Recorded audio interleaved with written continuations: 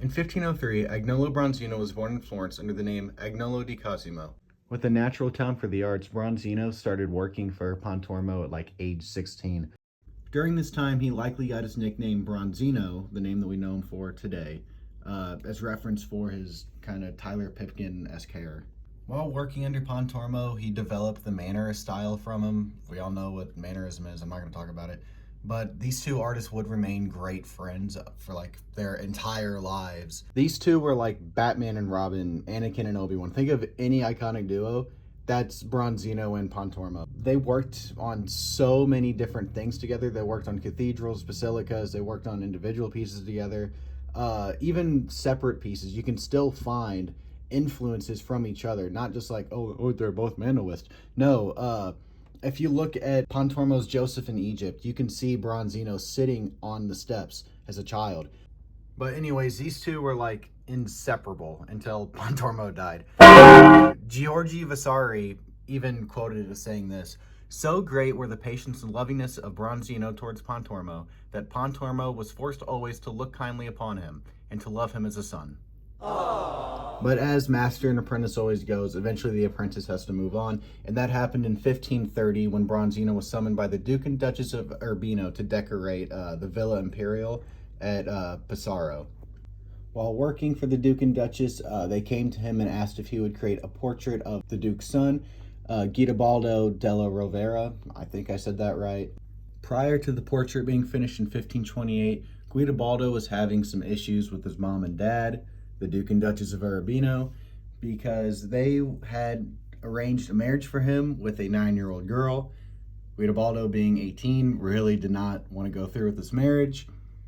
So as Bronzino was being commissioned to do this portrait, Guidobaldo came to Bronzino and said, "Hey, make me as masculine as you possibly can. I want to be a man in this portrait because I'm not going to be spanked around by my parents and told what to do."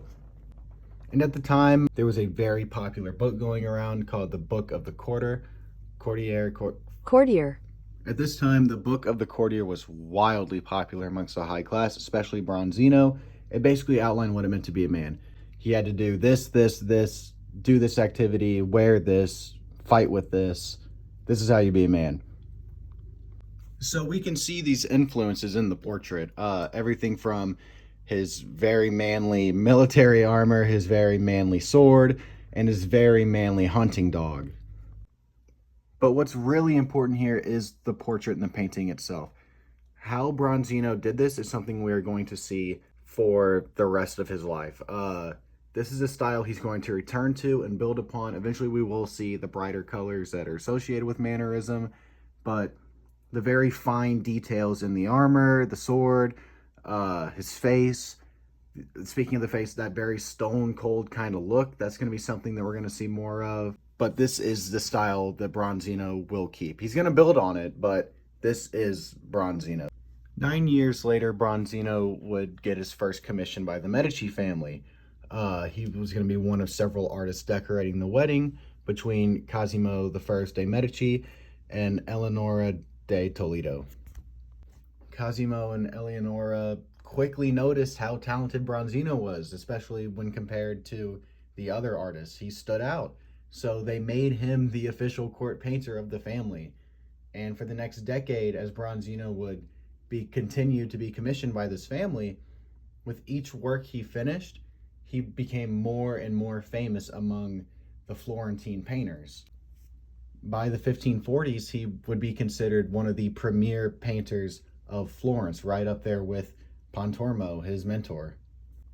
And in 1541, Duke Cosimo and Duchess Eleonora commissioned Bronzino to paint the walls of Eleonora's private chapel. Although he painted all 4 of the interior walls of the chapel, the southern wall is the most famous. That one is known today as the Crossing of the Red Sea. The name is kind of deceiving. It's actually multiple different Old Testament stories all compiled together, but they mainly do revolve around Moses. In the left foreground, we can see the Hebrews preparing to leave Egypt, while far in the background, we see them safely crossing the Red Sea. On the right side, we can see a man in blue, and he's gesturing for the water to drown the pursuing Egyptians. Obviously, that's Moses. And on the right side foreground, we can see Moses again placing his hand on Joshua, declaring him to be his successor. This piece is also textbook Bronzino. This Moses that we see here with the ray of lights looking like horns, this is not exactly Moses. It's actually modeled off of Cosimo de' Medici. This is one of Bronzino's more famous allegories. You see, 4 years prior to this painting being complete, the Medicis just won a very big military victory over the rival house of Strozzi. So when Bronzino was commissioned to make this painting, he left some references to it. And if you look in the left background where I previously had said those are the Egyptians, they're not. That's the flag of Strozzi. Over there is also Cosimo drowning said house of Strozzi. And this is another Medici portrait commissioned for Bronzino. This one is of Bia de' Medici, the illegitimate daughter of Cosimo. So Bronzino took great care into making this portrait. And he also took great care into making this portrait because he didn't really have a model to work with. Bia was dead. She had been dead for like 3 years. The only reference Bronzino had for this portrait was Bia's death mask created at her funeral by Cosimo. Despite the added challenge, the portrait of the 5-year-old turned out incredible. Every little detail added in by Bronzino was absolutely meant. Even down to her fidgeting hands, it's to create a more lifelike look. I know I mentioned before that most of his portraits have this kind of cold, stern, neutral face. He did not do this for Bia. She's very contempt and calm, almost as if she was resting in peace. From the folds in her clothes to her hands fidgeting with her belt, it almost looks as if she's just about to get up and walk away from the portrait. Her white dress is a symbol of purity, and the locket she was wearing around her neck is actually a portrait of her father, Cosimo. And something that's kind of neat or interesting is that the actual portrait itself is based off of a portrait made by Pontormo, Bronzino's own father figure and mentor. The jewelry she's wearing is very common to be worn by the upper class, but not by children. This kind of jewelry is often reserved for adult women. This could be kind of a hint at Bia's maturity that she never reached. And this is Venus, Cupid, Folly, and Time, or also known as an allegory with Venus and Cupid. Now, we're not sure exactly who or why this was commissioned. Our best guess is that Cosimo commissioned it for Bronzino as a gift to Francis I of France.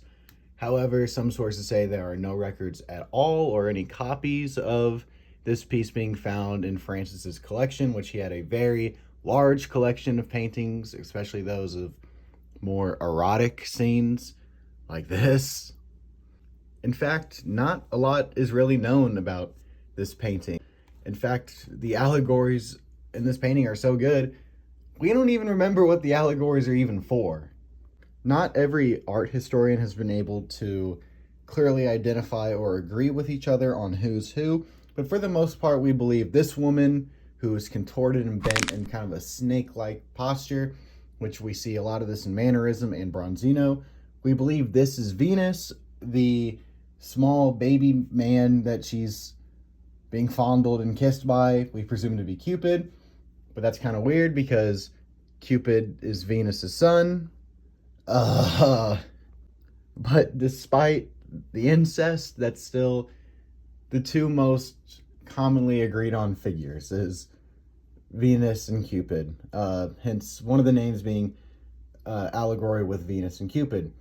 The other title being Venus, Cupid, Folly, and Time comes from the character on the right, who we believe, or some believe to be named Folly, or a symbol of folly, while the old man in the back with the kind of like that blanket looking thing, they believe that's Father Time. The figure on the left that kind of looks like Anakin Skywalker, that people believe that's supposed to be jealousy, while if we look on our right, this chimera bug looking girl, we're not really sure what that's supposed to mean. Again, there are opinions on what each one is supposed to be.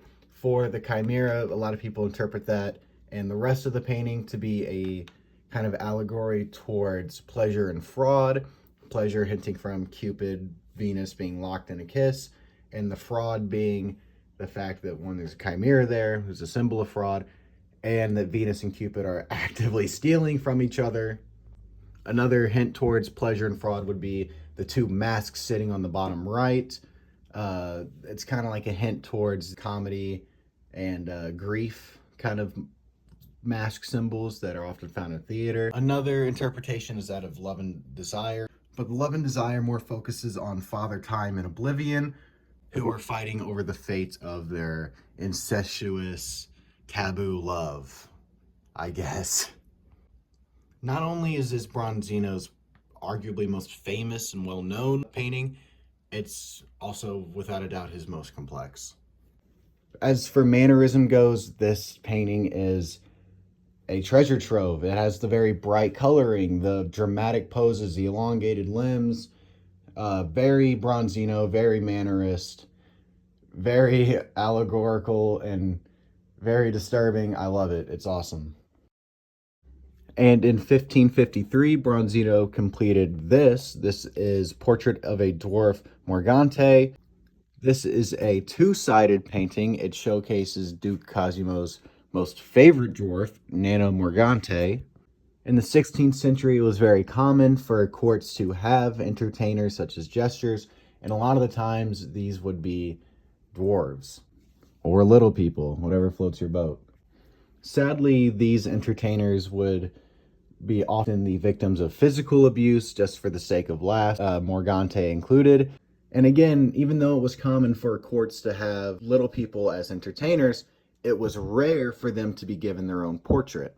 And of course, since Morgante was one of Cosimo's more favorite entertainers, this did make an exception, but there's another reason why Morgante was chosen to be a model. During this time, there was a big debate going on in the art world known as the competition. The question was, what is superior, painting or sculptures? One of the big arguments against painting and in support of sculptures was that you can view a sculpture from any angle, and painting just simply cannot give you that experience. And to that, Bronzino said, no. And to back up his statement, Bronzino painted Portrait of a Dwarf Morgante. And that's also the same reason why it's double-sided, to create this kind of illusion that you're seeing every angle, just like you would a sculpture. And in all honesty, this is such a childish way to argue against that.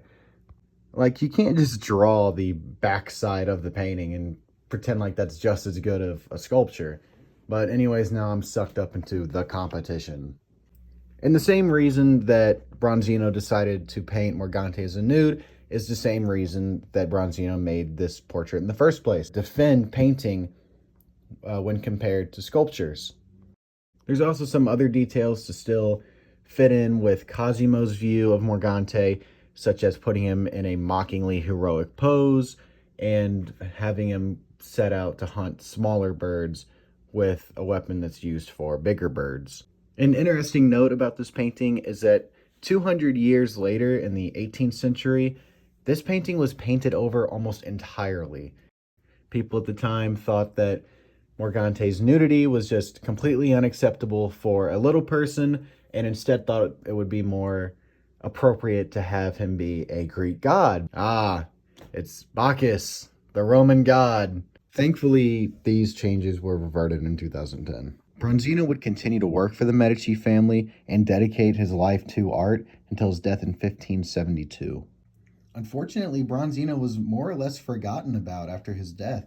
He was a Mannerist painter, and Mannerism kind of died along with him. So his artwork and accomplishments fell into obscurity.